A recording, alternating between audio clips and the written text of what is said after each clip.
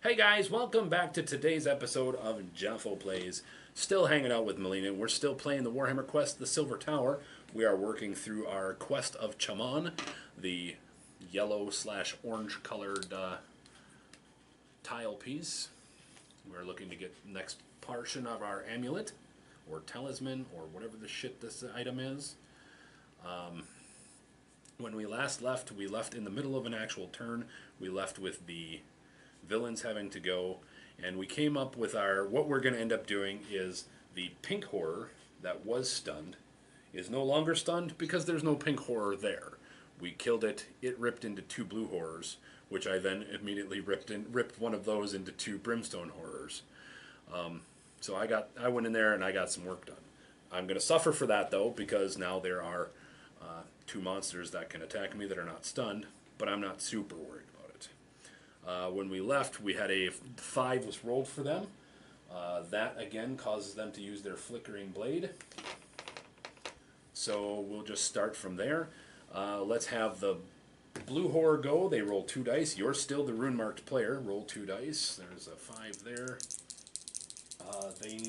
The blue horror needs 3s to hit me.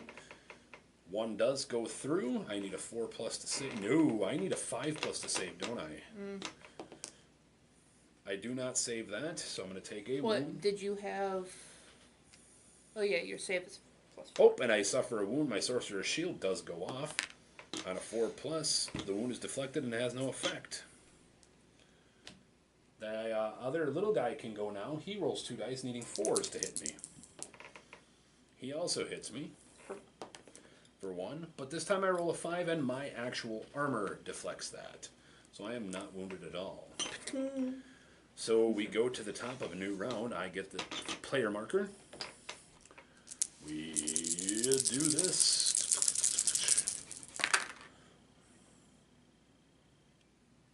That's a good bad thing. We lose the 5s, we lose the 3s. If all 5 dice are discarded, each hero can roll a d3 and discard that many heroes. Yeah, we're wanting Yahtzee. We want Yahtzee, that's right. Not a full house, we want a Yahtzee. Okay. And also, if we get dub 6, dub 1s, the thing only goes off once. Right. Well, then we get to roll because that is in the sack. We get to roll our hero dice. Go ahead and roll those.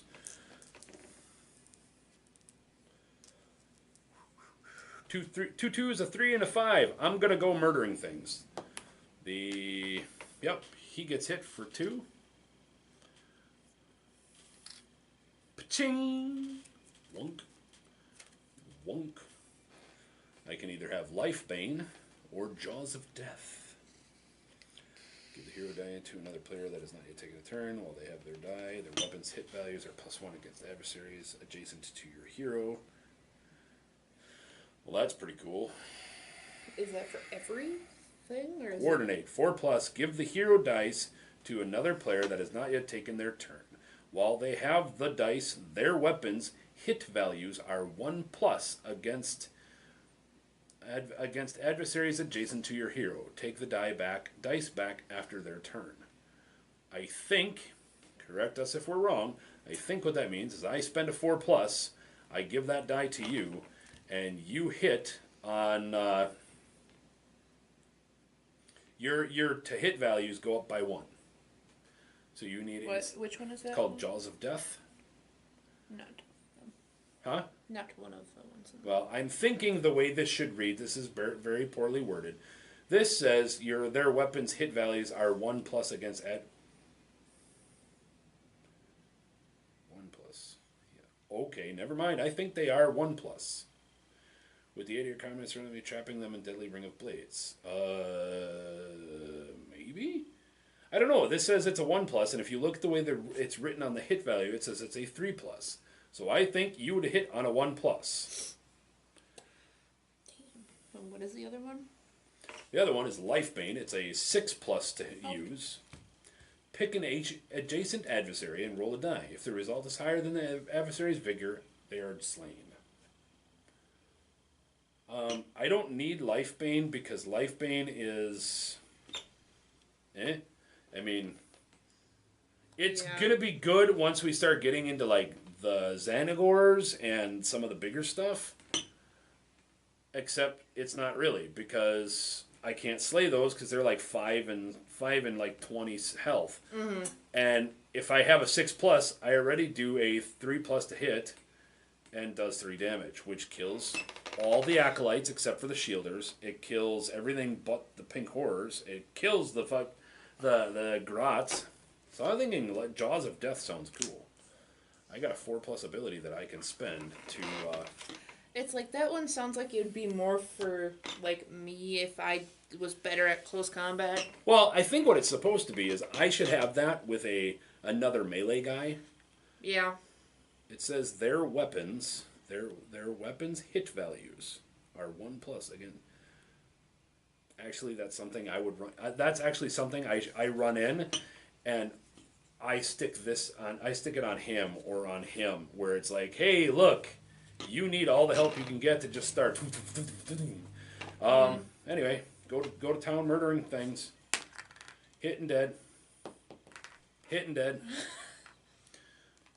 And I can take a D3 move on that second kill, which I will, which gets me 2 spaces back towards you. Not that it matters, because we're going to get another respite, and I get to move right back to the door. Unless you want to kick open the door, it's up to you. If you kick open the door and you claim that that's the fighting pit, that ain't going to be fun, because that's the final thing, and that's going to be really nasty. Mm-hmm. I'm cool taking a respite. You burn your dice doing nothing, but you get to look for treasure. There's treasure. It's up to you. Yeah, we can. Otherwise, I spend this and I come next to the door, and that's as close as I can get. That's fine. We can respite. Cool. I get something. I get a filter of luck. This weird potion changes color with every swig, and it seems bottomless until it's not. After making an attack or save roll from your hero, you can take a swig of this potion to change the result to a number of your choice. Then roll another die. Discard this card if the result is low. If the result of this roll is lower than the result you chose. Okay, that's cool. It's like you'd want to use that if you got like a 5 on your save and you want to get a 6. All right. Because you're I'm going to respite and go there. I'm going to grab all of these. I'm going to pass the token to you. And we got to kick open the door at this point. Yep. Hopefully something doesn't draw our attention back this way. Although if it does, we probably won't have a respite again, so...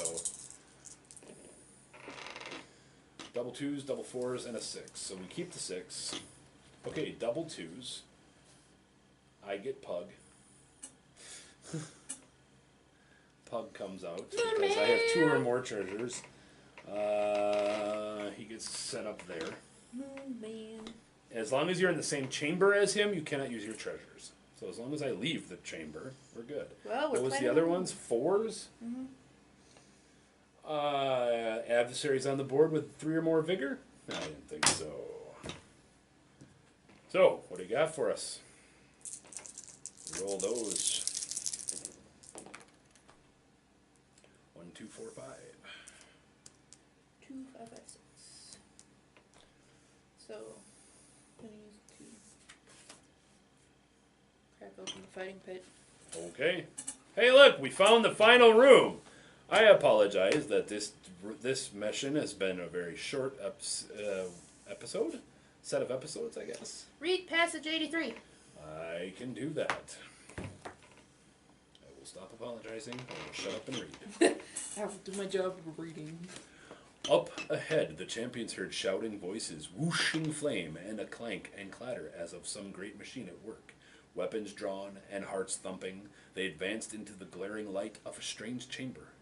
Blades spun and twisted on every side, rendering deadly the high-sided pit in which champions found themselves. Perched above were a pair of sorcerous adepts, hurling spells and counterspells at one another from atop rotating columns of metal, while a glowing fragment of amulet hung in the air between them. Cultists thronged the edge of the arena, bellowing encouragement to one or other of the combatants. Yet all eyes turned to the champions now, and with a great shout the cultists attacked. put the fragment of Chamon, marked with the symbol above, next to the board. Set up a Carrick Adept. That would be the wizardy dudes. On each of the bladed platforms nearest to the middle of the chamber. Yep, grab the other one.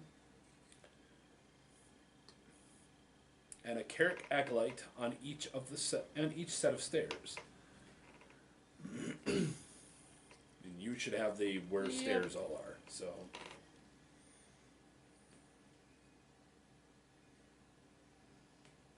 Are you sure we want to come in that way?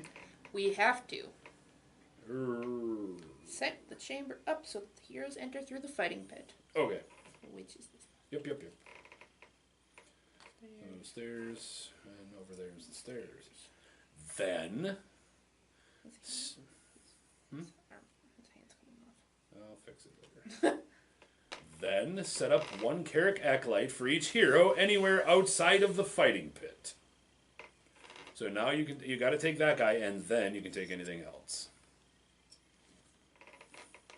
Just says outside of the fighting pit? Outside of the fighting pit.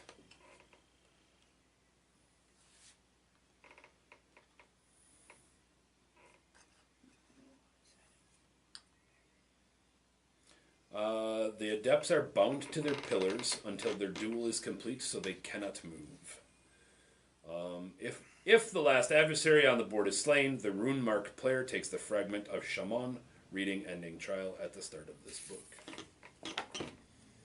So, the chamber is split into two sections, the fighting pit and the arena above it. Spaces on the arena never count as being adjacent to spaces on the fighting pit, and vice versa. The stairs are adjacent to both sections. Set up the chamber so that the heroes enter through the fighting pit. If your hero ends an action in the fighting pit, roll a dice. On a 1, 2, or 3, they are struck by blades and suffer a wound. Okay. It ends on the fighting pit? Yep, ends in the fighting pit. Okay. And how much of this is the fighting pit? It's all this lower. Shit. So, I'll bring you guys closer for a second here. So, what we have to worry about, well, as you guys can see on the card here, that is... It's this darker colored area on our board. In fact, it's everywhere that people aren't. It's these 9 squares plus these 2 and these 2. So, we've got our work set out for us. Oop, wrong way. Yeah, it's like this Air Strider thing would be good if you had Swift. Yeah, well, if I had Swift, I wouldn't be a gigantic metal tank. Yeah, you need my other friend. I need Tenebrial Shard, the dark elf guy. That was your die to kick open the door. You still got turns.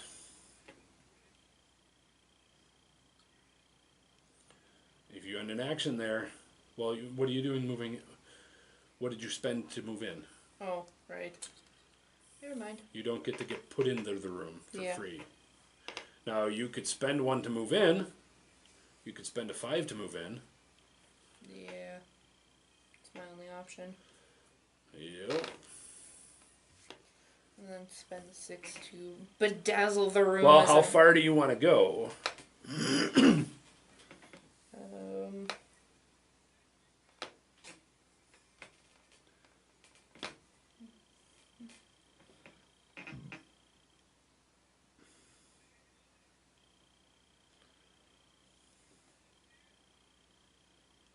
I could leap over there. I think we have to touch these squares.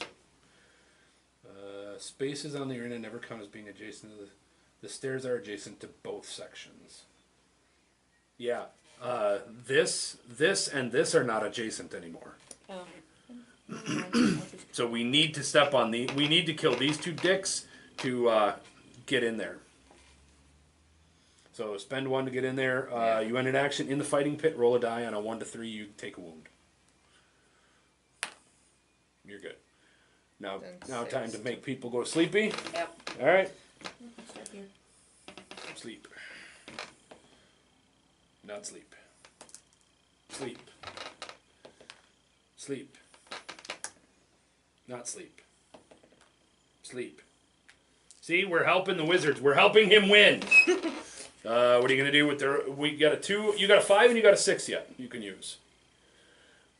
I'm going to shoot him. Sounds good. Hit. Yep. For 3 damage. Dead. Punk. Goes up a point. Excuse me. See, I helped him and then proceeded to kill him. Hey, we're on your side, dude. No, dude, I'm totally on your side. I spend the 1. 1, 2. Roll that. I take a wound. Murder hobo. Get him for 2. Get him for 3, or get him for 4. He's D'd. That puts me up by 1. Oh, I end an action. First action. I take a wound. Second action. I don't take a wound. These 2, I do need to roll 1 on each. I don't. I take both of those wounds. I have my Sorcerer's Shield. Anytime I take a wound, I get a 4+ save. And doesn't the 1... Was that a 1? Yeah, it's a 3 and a 1. Shit. Yep. That discards that card then. Awesome! I'm doing great, guys! Oh, wait. Hold on. After making an attack or a save roll, that would be a save roll.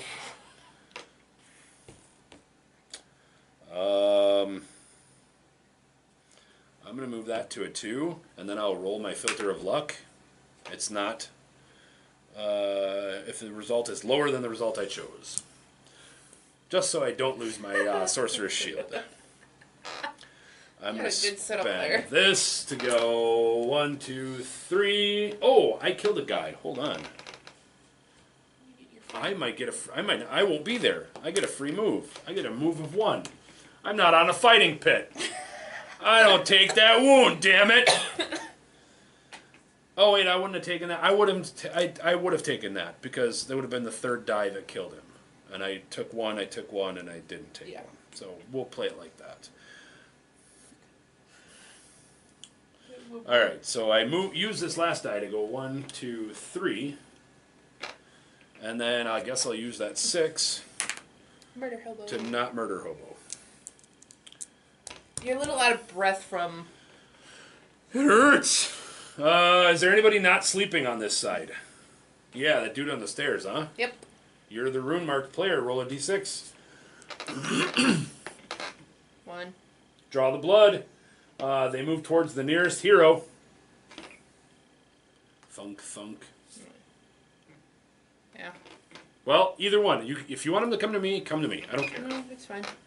I know you don't like taking wounds. I'll take the wounds. That's fine. I'll die. That's cool. I was gonna take the wound. No, it's fine. I get it. Go ahead. Roll 2 dice. 4 pluses hit me. 1 hits me. That fails. Sorcerer's Shield. 3. I take the wound, but I don't get...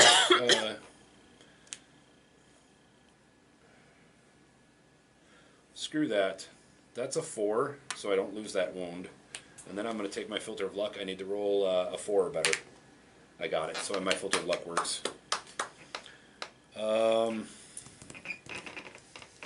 So then it's my turn, and everybody else heals their stun. I get this.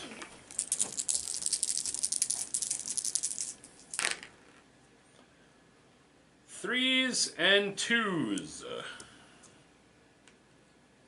Uh-oh. So we're keeping a 4. Pug is coming here. Oh,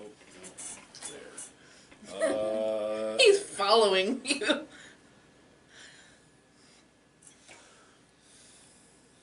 Ooh, we get a new friend. Set up blot as close as possible to the hero with the most. Most what? Skills. Oh. That would be me. Heroes cannot use skill cards while blot is in the same chamber. Right there. This bitch needs to die. He's got a butt. He's a book with a butt. It's quite weird. Yep.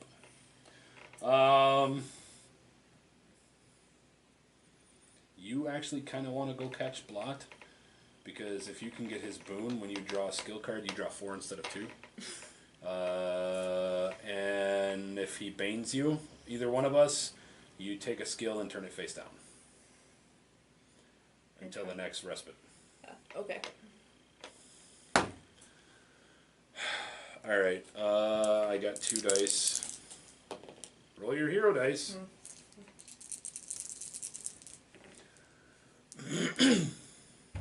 Oh, do I want to do that before? I think I do. I'm opening the Casket of Azir. It heals 2 wounds. You also heal 2 wounds.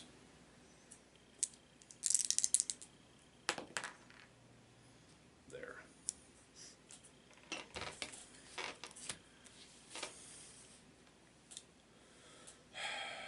All right.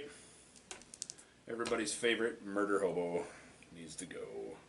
Shit, because they have 3, that 6 does nothing for me, by the way. It hits for 3 damage. Because they have 4 health, I still have to murder them twice. Hit 1 guy, missed. Filter of luck to a 3. So it hits.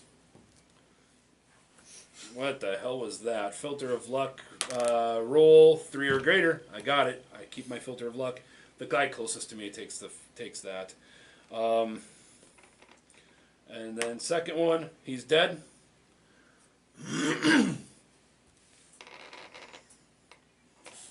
Third one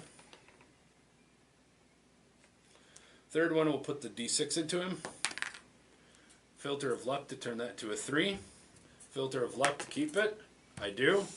So he has 3 wounds on him. The 4. Oh shit, I can't use my treasures, my filters of luck. Never mind, put that other guy back. I'm going to start my turn all over. I have 3 4s and a 6. Or 2 3s and a 4 and a 6. Or something like that. So murder this guy. Hit. Hit, so he's dead. Second guy. Miss. Hit. He's got 2 wounds on him. I'm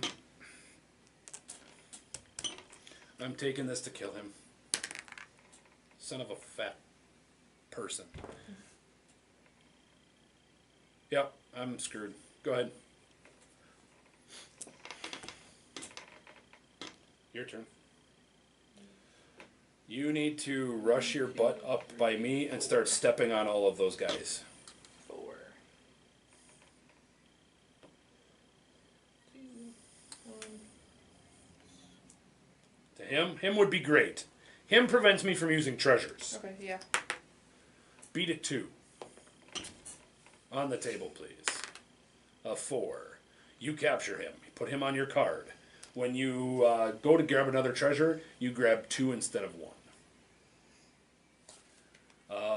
That makes my stuff actually work. I'm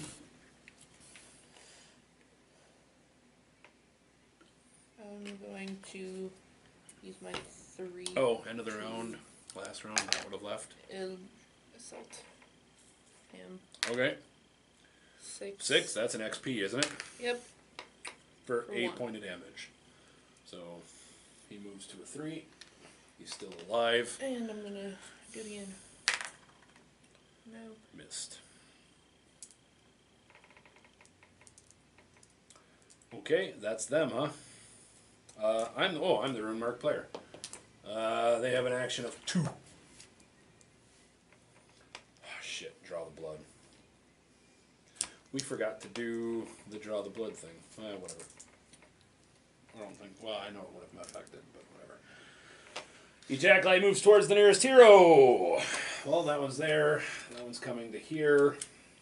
And he's locked there. But his duel has ended. He has no partner to fight against. Maybe. I suppose. I proceeded to shoot his friend. Yeah, I suppose. I don't know. Or enemy. Or whatever you want to call it. Frenemy.